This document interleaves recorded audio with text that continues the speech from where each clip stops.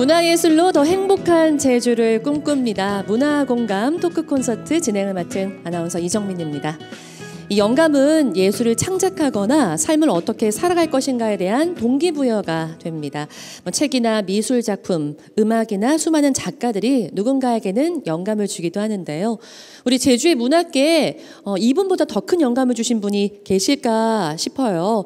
오늘 문화공감 토크 콘서트 7번째 주인공은 소설가 현기영 선생님 모셨습니다. 어서 오십시오.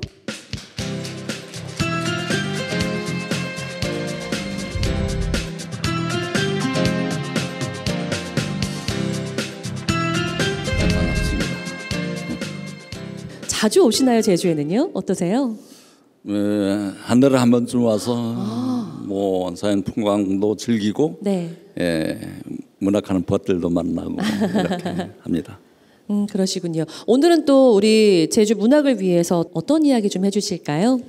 문학인으로서 좀 탐구해 본 바, 이 탐라의 역사와 우리의 탐라 주민으로서의 우리의 정체성, 여기에 대해서 한번 음미해보자, 이렇습니다. 네, 그렇군요. 그러면 소설가 현기영 선생님의 강연 먼저 듣고 계속해서 이야기 나누겠습니다. 이게 탐라, 탐라라는 말이 지금까지 와 있는데, 이게 탐라라는 이 국호가 이게 빼앗긴 지가 한 800년쯤 될 거예요. 800년 전에, 그 이전에 탐라 왕국이 있었고, 탐라 왕국은 사실 그 해상 왕국이었어요. 그래서 제주도 도민들이 그 항해술이 아주 뛰어났다고 그래요. 그래가지고 제주도는 이 망망대해 한가운데 있기 때문에 본토나 또는 일본이나 또는 중국이나 거의 등거리처럼 생각해. 그래가지고 뭐 여기도 갈 수 있고 저기도 갈 수 있고, 그냥 독립된 독립국으로서의 탐라였기 때문에. 그래서 신라가 굉장히 두려워했다고 그래요, 탐라를. 그 증거가 어디에 나오느냐면은 황룡사 구층탑. 그게 선덕 유황이 지은 건데 굉장히 높아요.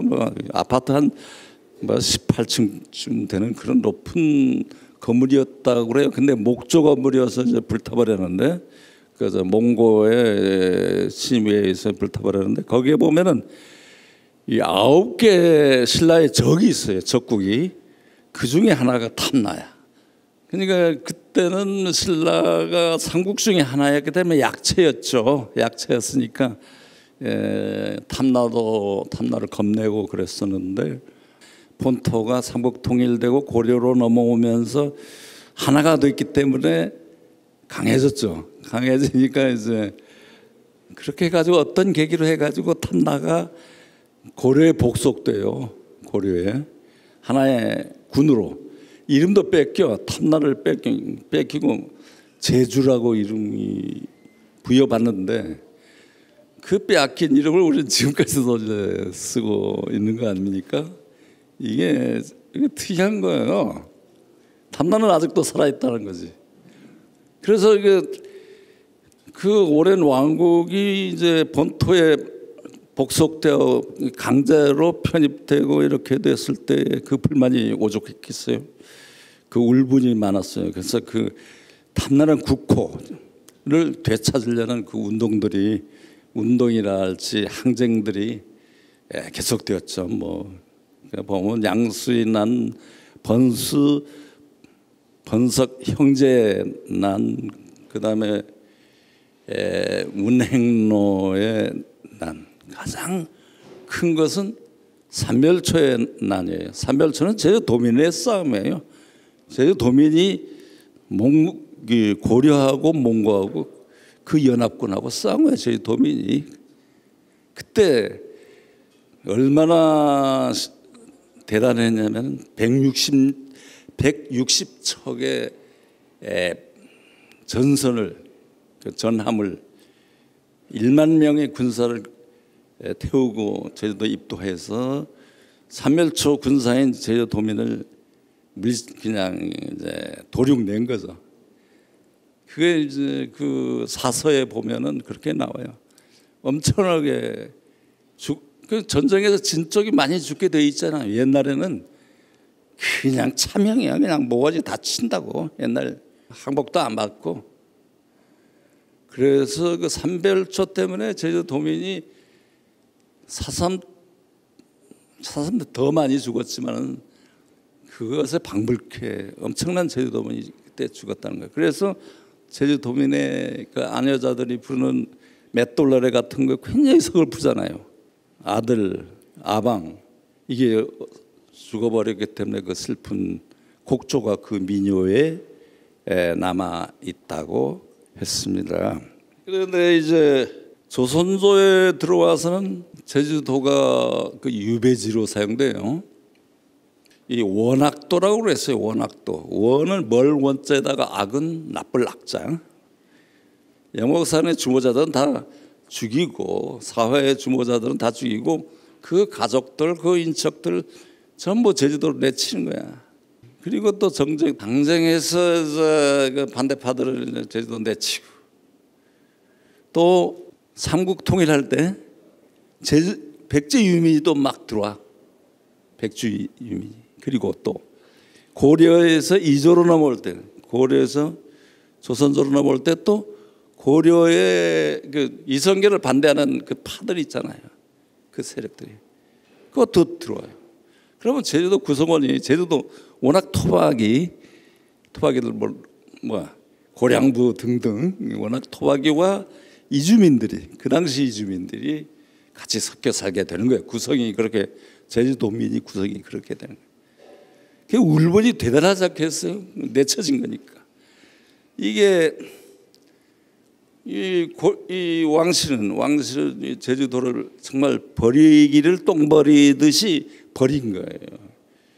얼마나 차별을 했냐면은 함경북도하고 함경도하고 제주도를 아주 변방으로만 내치는 거예요. 그럼 제주도 그 당시 제주도 도민은 어떤 의무가 주어졌느냐면 그 내쳐진 사람들과 원주민들에게 진상의 의무를 부여했던 거예요. 진상을 해야 되는 거야. 이 진상이 아주 힘들어요. 뭐 말진상, 귤진상 외에도 무슨 노루 잡아가지고 육포 만들어서 보내고 바다의 해녀들이 그냥 미역, 전복 이런 거 다 말려서 올려 보내고 진상이 의무가 아주 심했던 거예요. 진상에 대한 속담이 하나 있는데 진상은 꼬챙이에 꿰고 인정은 바리에 싣는다는 말이죠. 그러니까 뇌물이 바리로 싣는다는 거예요. 이 정도로 혹독했어요. 그 뇌물을 제주도에 있는 경례관, 목사 그리고 그 밑에는 아전들 이것들 또 먹고 이걸 올라가면은 궁중에 들어가는데 그 들어가는 문마다 또 관문마다 또 이게 뇌물 쓰라고 지랄하는 거야. 이걸 진상품을 바치기 위해서 이런 식이 진상에 시달린 거예요. 그러니까 참다 못해가지고 막 도망가. 제주섬 청년들이 도망가지. 왜 그러냐면은 자식들이 있고 아내가 있고 그러면 잘 못 도망가잖아요. 청년들은 홀몸이가 막 도망가. 도망가는 건 배 타고 도망가는 거지. 미라하는 식으로 이제 도망가는데. 이게 진상해야 될 자들이 이게 도망가 버리니까 왕실에서 이제 이놈들 잡아라 이렇게. 그걸 추노라가 추노. 영화도 나왔지.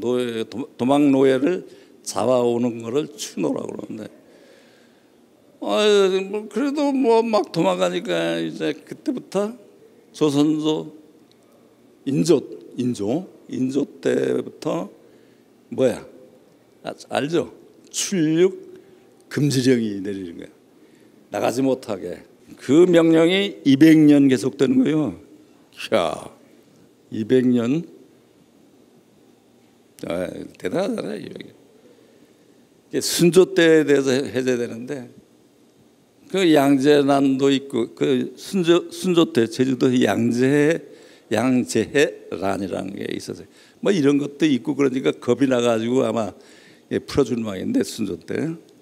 하여튼 그 당시를 이렇게 생각해 보면은 제주도는 물 위에 떠 있는 뭐 감옥, 수평선이 철창인 거야. 감옥이 수평선 못 나가는. 물로야 뱅뱅 돌아진 섬에 이게 감옥인 거지. 그런 동안에 200년 동안 육적 교류가 잘 안 되니까 언어도 막 달라져 버려. 우리 제주도 말로 그 많다는 말 하다라고 그러거든. 하영이 있죠.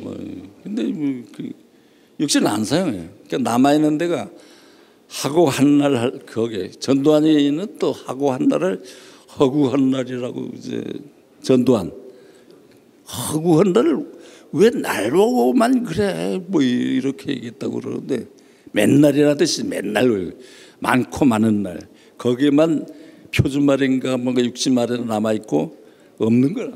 제주도는 남아 있거든. 아니 그 뭐 이제 용비어천가에 이런 게 있어. 분리 깊은 남군 보름에 아닌 밀새 꽃 좋고 여름 하느니 거기에 보면 이게 불휘 내가 어릴 때 이제 국민학교 때 이제 표준말을 배우기 시작하는 것 같은데 우리 할머니는 뿌리를 불휘라고 했어요. 불휘. 그리고 열매를 여름에 냈어요. 열매. 저는 우리 때는 우리 때는 지금부터 한 70여 년까지만 해도 사용했던 게 지금 없어지는 거예요. 여름 한원이가 뭐야? 여름이 많다는 거 아니야. 여름이 많이 달린다. 어? 여름 한원이 거기 하다라는 말이 나와. 하다는 게 많다는 건데 육지는 그거 없어 그러고 뭐 많다는 말로 쓰고 제대로 지금도 남아 있어요. 예, 참. 그리고 또 200년 동안에 또 말은 또 우리 양으로 막 만드는 거다 말이에요. 뭐 가서 봐서 와서 말하라 이렇게 그렇게 말할 걸. 이게 제주도 바람이 부니까 그렇게 말하면 바람에 날려가 가지고 잘 안 되거든. 잘 안 들려. 강방왕 고르라. 강방왕 고르라 이렇게 가서를 강, 봐서 광, 와서 왕 고르라 말하라 이렇게 우리에 맞게 말을 막 고치는 거 닮아. 고쳤던 거 닮아. 그러니까 그게 내국식민지라는 말이 있어. 내국식민. 그 나라 안에 식민지.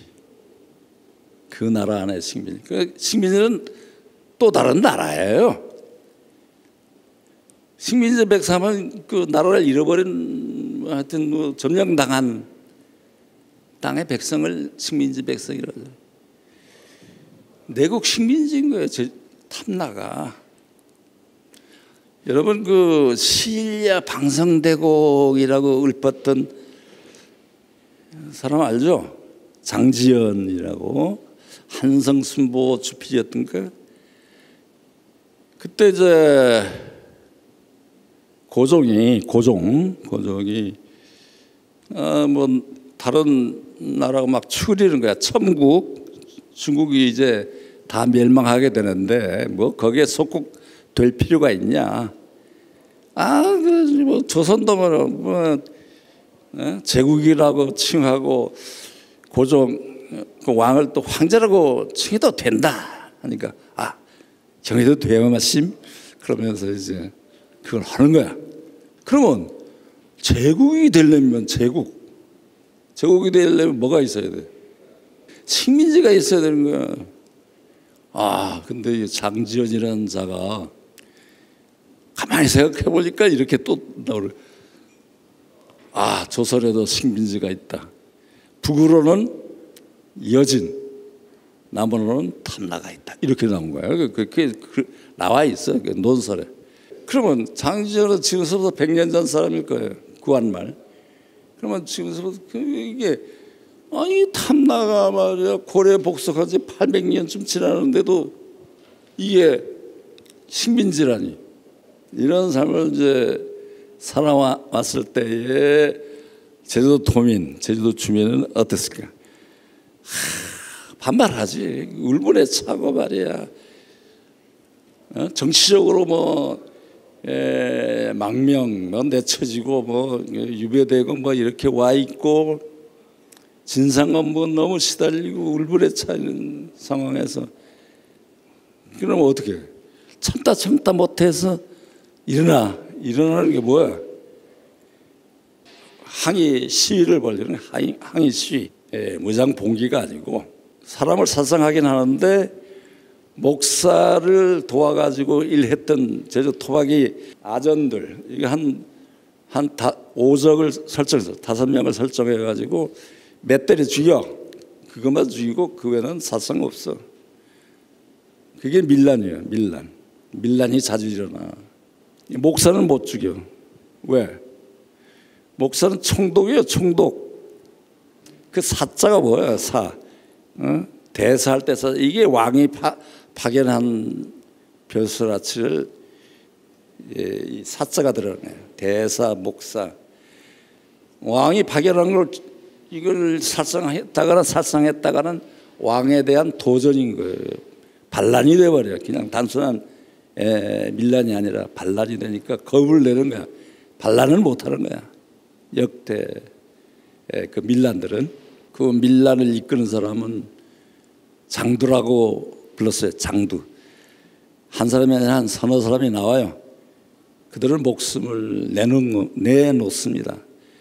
장두는 반드시 죽게 돼 있어요. 죽음으로써 탐나 백성의 그 고단한 삶을 왕실에게 알리고 저항을 하는 겁니다. 에게는 이제 외세가 둘 있었어요. 둘 외세. 제주도 밖에 있는 세력.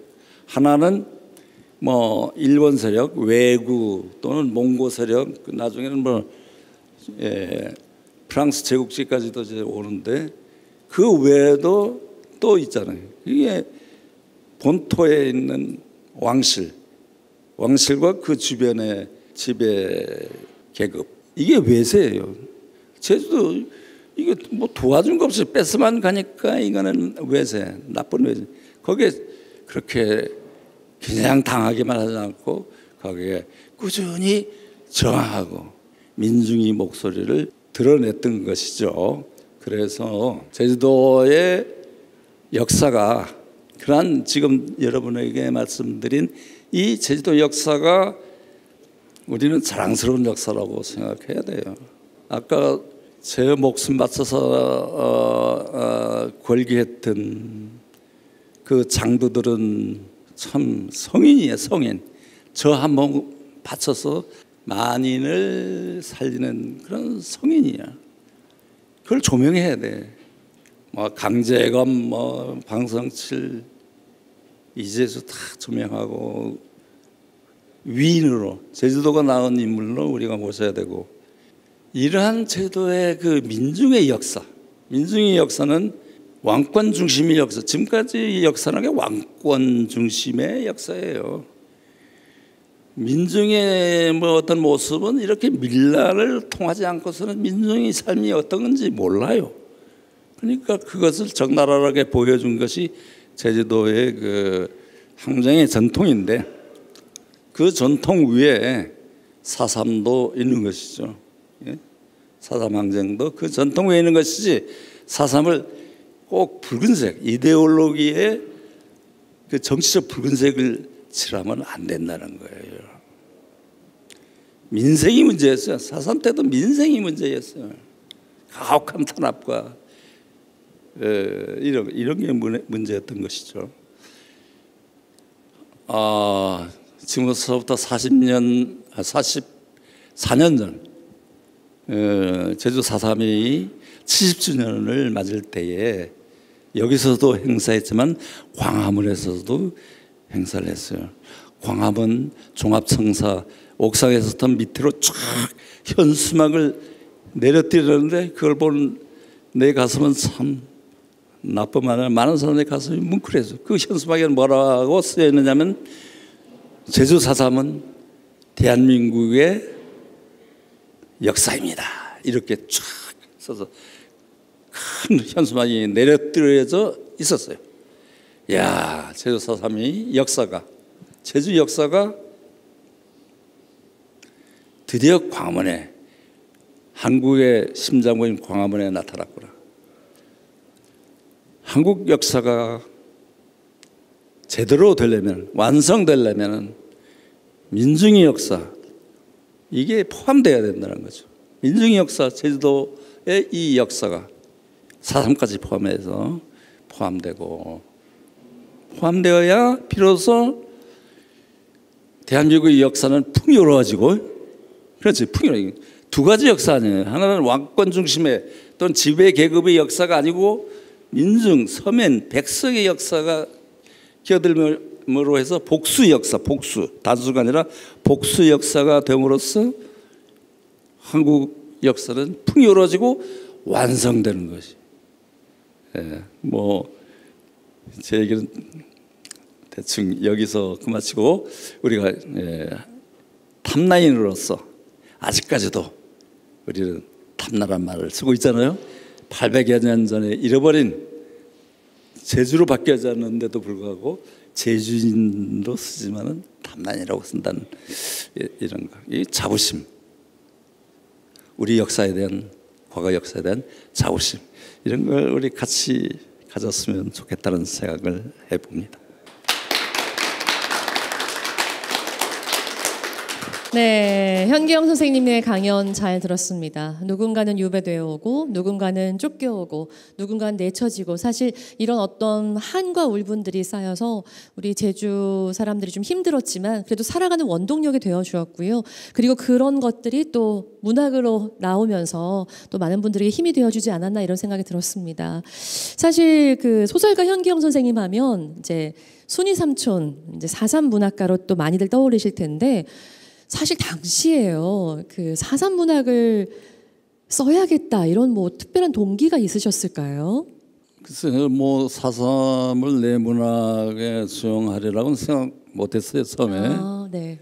저는 뭐 옛날 우리 때나 지금도 마찬가지지만 문학은 뭐 소위 그 순수 문학 또는 순문학, 네. pure literature 뭐 이렇게 해가지고 그런 걸 지향했죠. 근데 막상 그 문단에 나오고 보니까 문단에 데뷔한다고 그러죠. 네. 펜트를 갖고 있다는 건 어떤 권리면서 의무이기도 하더라고요. 사회적 의무. 안 쓸 수가 없는 거예요. 그러니까 왜냐하면 제주도만 있으면은 웅얼웅얼하면서 4.3 때 그때 그렇게 사람들이 많이 죽었지. 누구네 어멍 그때 그 밭에서 죽어서 뭐 이런 식의 말들이 내 귀에 구체적으로 안 들어가서 중얼중얼 네네. 마치 그것이 온 도에 온 섬에 그런 중얼거림으로 가득 차 있는 마치 공기처럼 유독한 공기처럼 느껴졌었어요. 난 그 공기가 사실 정말 싫었어요. 싫어가지고 육지로 그냥 경쾌하겠다 나는데 막상 데뷔하고 보니까 이걸 안 쓰고서는 글을 못 쓰겠다는 생각이 들었어요. 사실 근데 당시에 글을 쓰시면서도 저라면 굉장히 좀 두려웠을 것 같거든요. 물론 쓰지 않을 수 없다고 하셨지만 시대가 사실 그랬잖아요. 이걸 말할 수 있는 시대가 아니었기 때문에 무섭지 않으셨어요? 그러니까 뭐 젊으면 육체적으로도 매도 튄다고 그러는데 결국은 뭐 끌려가서 이제 고문 나가고 감옥살이 했죠. 그러셨군요. 사실 이제 순이 삼촌이 79년에 남았는데 그 이후로 4.3 문학이 더 많이 좀 알려지면서 이 뭐 미술도 시작하게 되고 예술 작품으로도 이 순이 삼촌을 통해서 하게 되었다는 분들이 굉장히 많으셨잖아요. 사실 이제 후배들 가운데요. 네. 그분들이 정렬이 나 이상으로 이제 넘쳐 흐르는 거예요. 저도 그 옆에서 격려하고 뭐 참 좋았어요. 그 보면 탐미협이 그 미술 단체에 있어요. 탐나 미술인 협회 네. 또는 한라산패, 놀이패 한라산패 그들이 그 정열 오히려 그들로부터 나는 또 에너지를 그 젊은 에너지를 받아서 4.3에 대한 어떤 활동도 할 수 있었고 네. 예, 글도 쓸 수 있었습니다. 아, 그러셨군요. 거꾸로 오히려 후배들이 또 그렇게 왕성하게 해주었기 때문에 거꾸로 또 힘을 얻으셨다 이렇게 말씀을 해주셨어요. 사실 저희 문화공감 토크 콘서트 첫 번째 주인공이 이제 소프라노 강혜명 씨였는데 그 수지삼촌을 또 원작으로 해서 오페라를 만들었잖아요. 보셨죠? 작가님 어떻게 보셨어요? 일단 공연 예술이 굉장히 중요하구나. 그래서 이제 아쉬운 게 영화가 나와야 돼. 진짜 이 4.3에 대한 아니 수지삼촌이 아니고 4.3에 대한 이 영화가 나와야 좋은 영화, 좋은 영화가 나와야 된다고 생각합니다. 그렇군요. 자, 우리 소설가 현기영 선생님 모시고 이야기 나누고 있는데요. 어느 분 먼저 좀 우리 현기영 선생님께 여쭤보실지 네. 선생님 그 어쨌든 문학 작품을 보고 엉뚱하게 사산 문학에 정착해온 입장에서 이 계속 들려주신 얘기가 객관적 거리두기 4.3을 하기 위해서는 객관적 거리두기가 필요했다. 덜 설로사 눈물이 나듯이 그런 얘기를 자주 해주셨고 또 변죽을 쳐서 중앙을 울린다. 지방의 역사, 뭐 제주의 변방의 역사를 중앙의 역사로 대한민국의 역사로 끌어올리기 위해서는 그런 전략을 구사하신 것 같은데 참 그런 부분에서 존경스럽고요. 그 최근에 선생님이 하신 말씀 중에 참 이 감동적인 얘기를 들은 적이 있습니다. 좋은 작품으로 남겨지지 않는 역사는 죽은 역사다. 좋은 작품으로 남겨진 역사는 살아난다. 라는 얘기를 들은 적이 있는데 그 부분에 대해서 그 이유나 그런 부분에 대해서 두 가지를 질문드렸는데 객관적 거리두기, 좋은 작품 남기기 요거에 대해서 잠깐만 얘기해 주시면 고맙겠습니다. 네, 4.3과 객관적으로 거리를 두라 이거 어떤 의미가 있는 말씀이실까요? 거기에 그 사건에 정신적으로 육체적으로 너무 함몰돼 있으면은 안 되죠. 그 일치돼 버렸으니까 거기서 벗어나서 숲 속에 있으면 숲 전체가 모이듯이 나와야 숲 전체가 모이듯이 그런 객관성을 가지고 4.3을 이제 봐야 그리고 그 4.3을 당한 그 주체만이 아니라 그 객관적인 거리를 갖고 있으면 그 아웃사이더 4.3의 아웃사이더 육지 사람들이 그 시각도 확보할 수 있거든요. 그 시각으로도 볼 수 있고 또는 가해자 집단인 그 서북 청년의 입장에서도 볼 수 있고 이런 그런 거고 또 하나는 정말 좋은 작품으로 쓰여져서 남겨지지 않으면은 아무리 큰 사건이더라도 존재하지 않은 거나 마찬가지다 이렇게 생각해요. 만약 예를 들어서 일신 정권 때 그 파시즘의 그 잔혹한 모습 이게 제대로 좋은 작품으로 나온 적이 없어요. 나는 4.3에 대해서 골몰하다 보니까 그걸 거기에 쓰지도 못했지만은 그러면 그 유신이 참혹한 그 뒷면 이거는 없는 거나 존재하지 않은 거나 마찬가지가 되는 거예요. 그냥 뭐 경제 개발이라 있고 뭐 근사한 카리스마나 있고 한 그런 인물로만 보이는 거예요. 그건 역사가 아니죠. 그건 진실이 아니죠. 그런 의미에서 이제 네.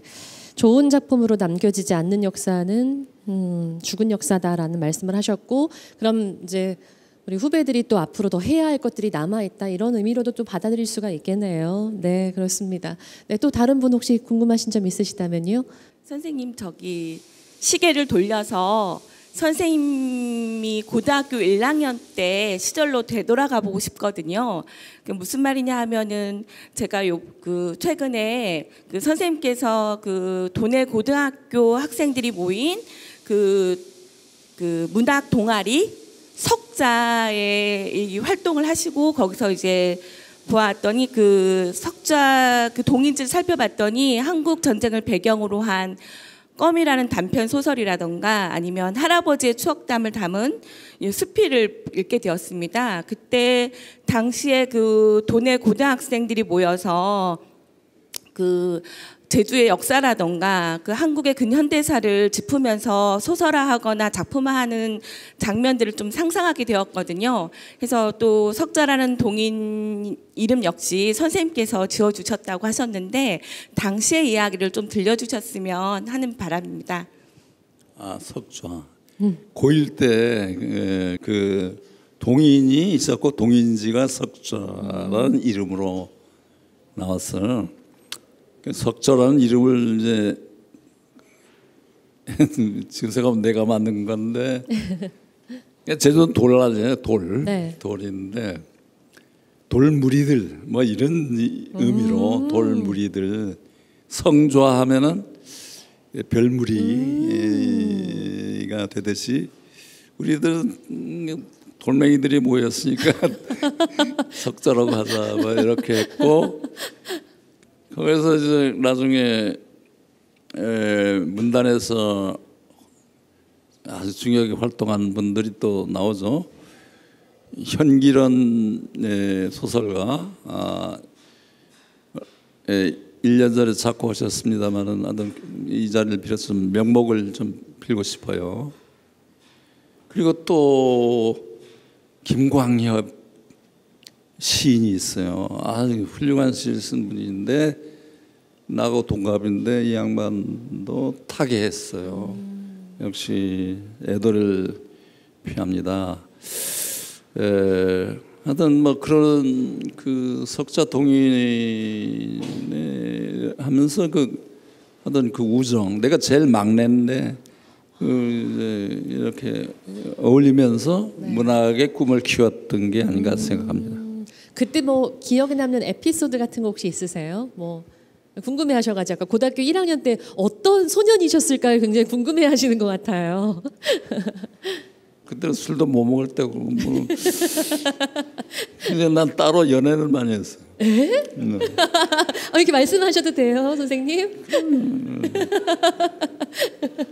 공부하는데 지장이 많았죠. 지금 앞에서 방청객께서 이 말씀은 이런 표정을 지으셨어요. 그 당시에는 이제 정말 고등학교 때가 문학한다는 게 굉장히 근사한 걸로 되어 있었어요. 남학교도 그렇고 여학교도, 여학교 뭐 제주 신성여고, 제주여고, 여기 이제 오영고등학교 무슨 네. 학교, 이제 뭐 이렇게 제주 1고 사범 학교, 뭐 제주 중학교, 제주고등학교. 이제 그 동일 만드는 게 또 붐이었고. 그랬군요. 거기 네. 또 여자가 끼어야 되거든요. 그리고 또 그 당시에는 또 백일장이라는 게 있었어요. 백일장이라는 게 각 학교마다 이제 참가해가지고 경쟁하는 거예요. 저는 뭐 오윤중학교, 오윤고등학교 선수죠. 이제 문학 선수. 네. 다른 데서도 오고 그러면 또 이제 신성여고 뭐 이제 백일장에 우수하게 이제 당선돼 가는 약속이 있지 않겠어? 뭐 이렇게 로맨스 비슷한 것도.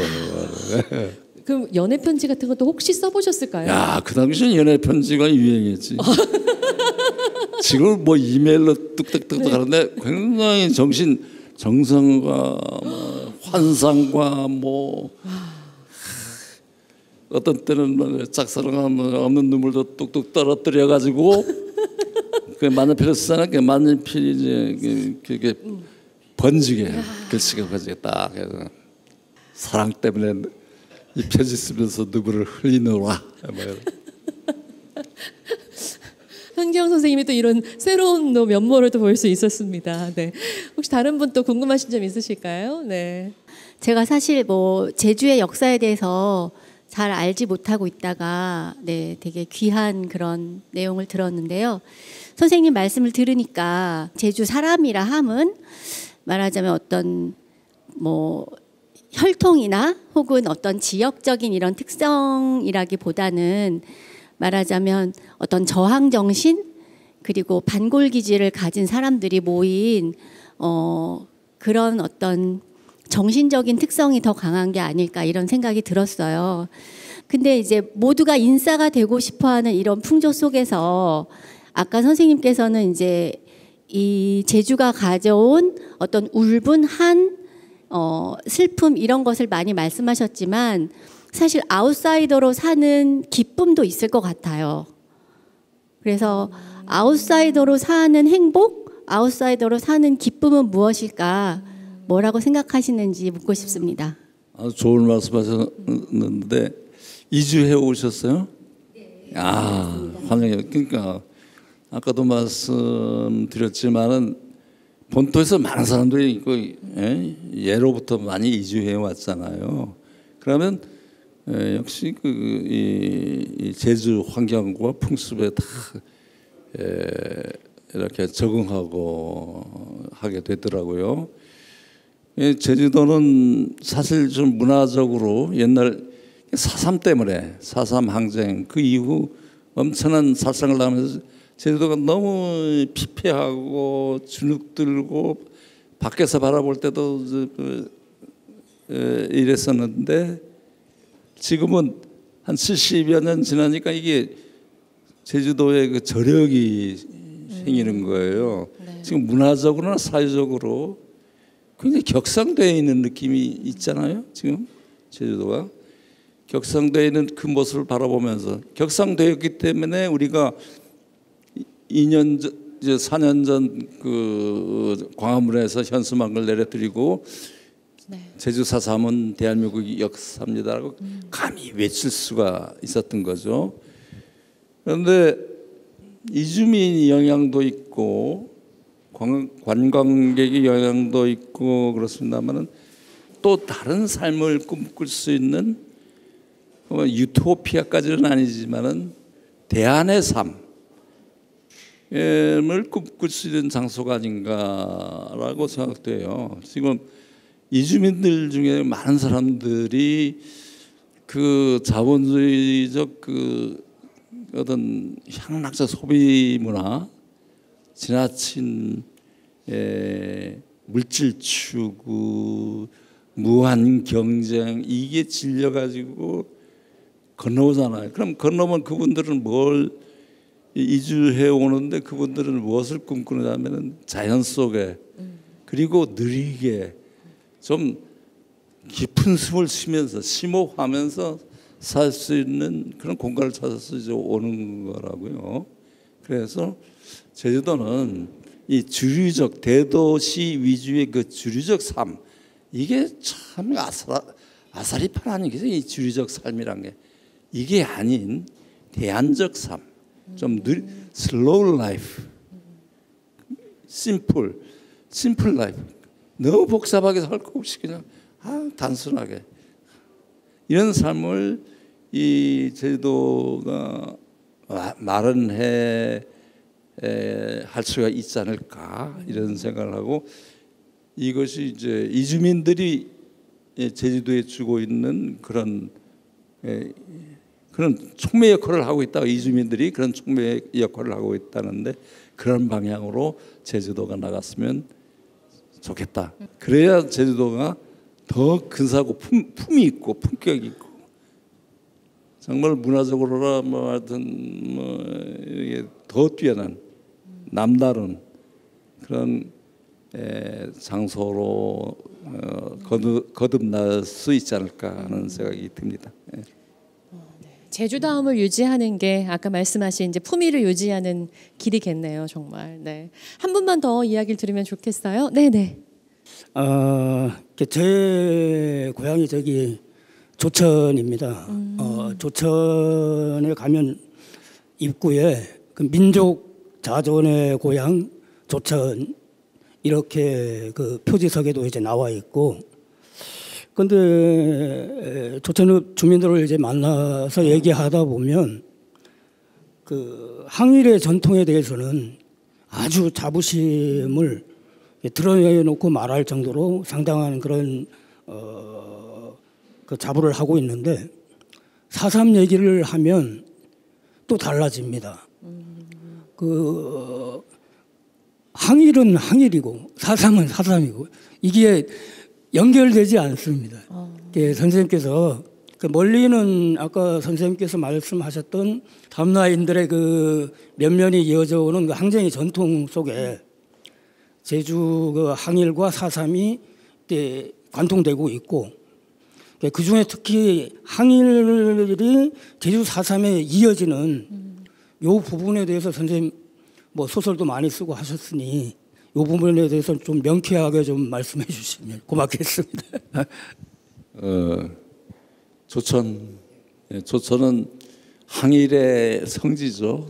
성지고, 그래서 또 그 조천 중화국원이라는 데가 4.3과 연결돼 있고, 제가 그 몸보신하기 위해서 그 양반들이 살아있는 분들이 그렇게 말씀하시는데, 항일운동과 4.3은 연결되어 있는 거죠. 왜 그러냐면 항일운동의 그 활동가들, 많은 민족주의자들도 있지만 사회주의자들도 많이 있었고, 그 당시 사회주의라는 게 뭐 온 국민이 80%가 지지했던 그런 이념이에요. 그럼 그 어떤 진리는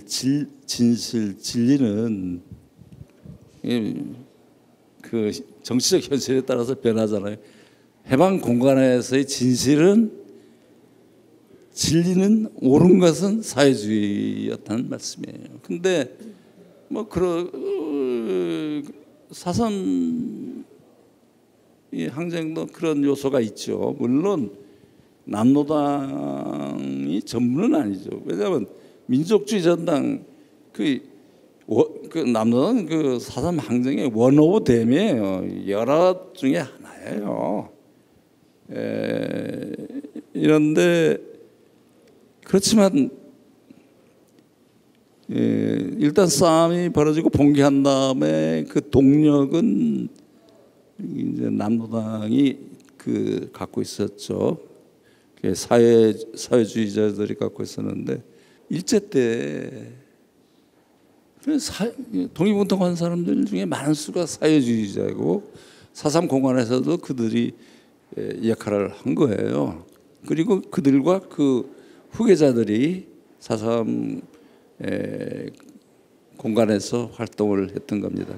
네, 이렇게 또 오늘 네, 한 분 더. 네. 그 제주도 소설을 연구를 하다 보면 어쨌든 그 현기영 작가님이나 아니면 좀 일부 몇몇 분들을 제외하고는 연구할 만한 작품이 좀 부족한 것이 사실이고 해서요.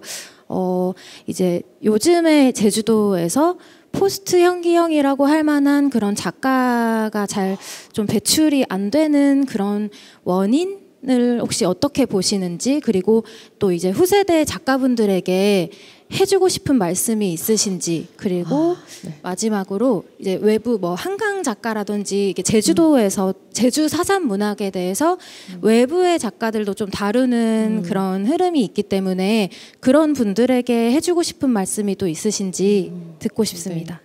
요즘 뭐 스프와 이데올로기라는 영화, 다큐와 영화가 관심을 모으고 있는데, 또는 정지아의 아버지의 해방일지가 또 베스트셀러가 되고 뭐였는데, 이게 독자는 그런 걸 갈구하고 있는데도 불구하고 도전을 안 해요. 젊은 작가들이. 전략도 중요하고 고민을 많이 해야 되고. 근데 그게 두려워서 그 고민 이런 게 두려워서 이제 아예 안 해버린 경우가 있죠. 네. 또 하나는 네, 그 제주 출신 아닌 작가가 4.3 얘기, 뭐 예를 들어서 임철우 여기 와 살고 있습니다. 임철우 작가의 작품도 있고 한강의 작품도 있습니다. 남다르게 이제 쓰려고 이제 하죠. 뭐 그것도 의미가 있다고 저는 생각합니다. 네. 네. 아까 우리 방청객께서도 말씀하셨지만 제주 지역뿐이 아닌 작가분들께서도 이렇게 4.3을 다루고 있는데 제주 지역 후배 이제 뭐 작가분들 혹은 작가가 되고 싶은 제주 지역의 이제 어린 친구들에게 혹시 한 말씀 하고 싶다면 어떤 말씀을 해주실 수 있을까요? 뭐 제주도에서 태어나서 제주도 작가가 꼭 4.3을 써야 돼. 천형처럼 그걸 써야 된다는 건 아니죠. 예, 이렇게 생각하면 내가 나이가 이제 80 넘어갑니다만은 이렇게 보면은 나도 이제 보면 이제 시기적으로 시간적으로 과거의 인간이잖아요. 과거. 그러니까 내가 겪었던 일들, 어린 시절, 소년 시절에 겪었던 일들, 그 풍습, 그 언어 행위 이런 것들이 아름다운 것들이 많이 쓰러져 버리고 있다고 생각해요. 지금은 무한 질주, 쾌속으로 막 달려가는 시간대에서 대표적인 게 스마트폰 같은 건데 우리들이 영혼이 거기에 빨려 들어가 있거든요. 그렇죠? 그렇기 때문에 현실적으로도 휙 지나가는 이 과거가 돼버리는 거기에 아름다운 것을 이 많은데 그걸 놓치고 그냥 지나치고 있는 거예요.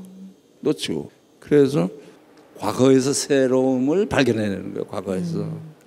과거에 그걸 재발견. 네. 꼭 이 정말 현실은 지금 흘러가고 있는 지금 이 현장의 이 현실은 정말 지리멸렬하고 내 생각에는 소설감이 아니에요. 문학 작품이. 난 그렇게 봐요.